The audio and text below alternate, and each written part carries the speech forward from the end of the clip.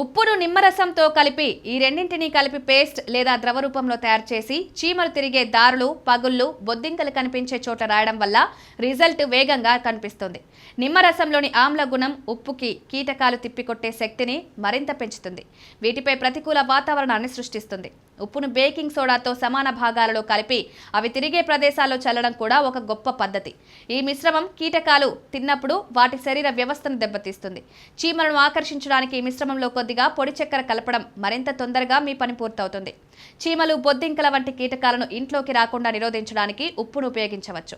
కిటికీలు, తలుపులు, గోడల్లోని పగుళ్ల వంటి ఎంట్రీ పాయింట్ల వద్ద డ్రై ఉప్పును చల్లడం వల్ల బొద్దింకలు, చీమలు దాటడానికి వీల్లేని సహజమైన రక్షణ గీత ఏర్పడుతుంది.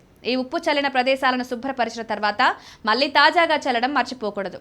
ఉప్పును వెనిగర్ నీటితో కలిపి స్ప్రే ద్రావణం తయారు చేసి వంటగది కౌంటర్లు, నేలలు వంటి ఉపరితలాలను తుడవడం కూడా తెగుళ్లను దూరంగా ఉంచడంలో సహాయపడుతుంది.